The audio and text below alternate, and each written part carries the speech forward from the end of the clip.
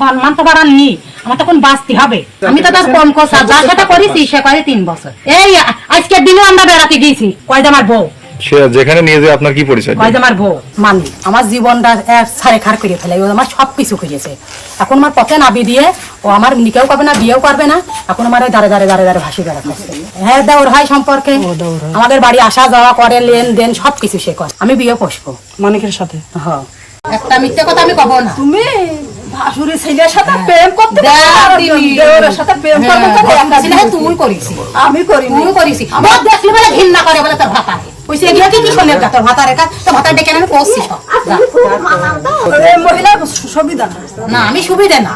দেখ দিনি বিজু খুব বিজু, তোমার কেউ গ্রামের মানুষ যদি কেউ করতে পারে, গ্রামের মানুষ করতে পারে। তোর ভাতার এতে আমার এটা ভাসুরের ওপর কইয়ে গা আমার কোনো ভাষা কবে না, কবে না তুমি হাত বানি সব কথা বলছ।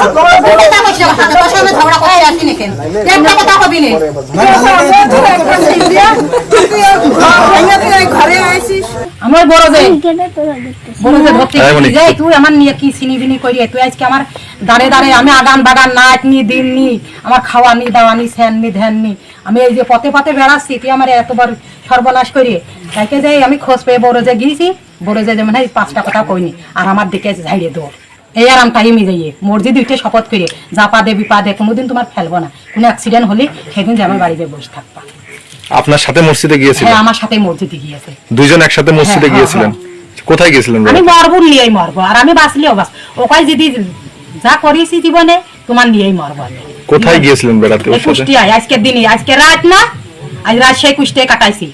কোনো কথা মিথ্যে না, দেখে নিয়ে আয়, দেখে নিয়ে আয়। মসজিদে উঠবো, তো স্বামী কোরআন নেবে, আমু কোরআন নেবো।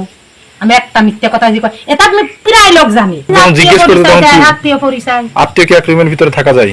কয়টা আমার বউ সে যেখানে নিয়ে যায় আপনার কি পরিচয়? কয়টা আমার বউ। আচ্ছা, আপনার কি কোনো মানে আশা আকাঙ্ক্ষা দিয়ে প্রলোভন দেখাইছে? ওরে আল্লাহ, অন্যরকম অন্যরকম। একটু বলেন দিন। সে জীবনে সবকিছু কথা কইয়ে কইছি যে আমার জীবনে যদি কোনো অ্যাক্সিডেন্ট ঘটে সেদিন কি হবে, সেদিন আমি তোমার বিয়ে করবো, তুমি আমার বাড়িতে বসে থাকবা।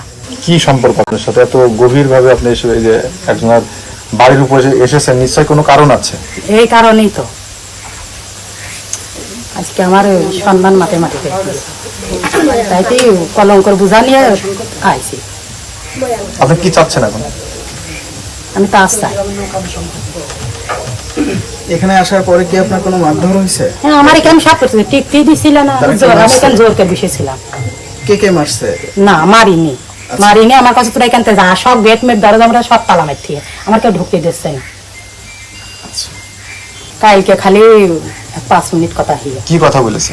সে কইছে যে আমি কইছি এই তুই আমার এত বড় পথে লাভি দিয়ে তুই এখন আমার ফোন ধরছিস না, তোমার কলঙ্কর বুঝা মাথায় হাতে আরাম করছি।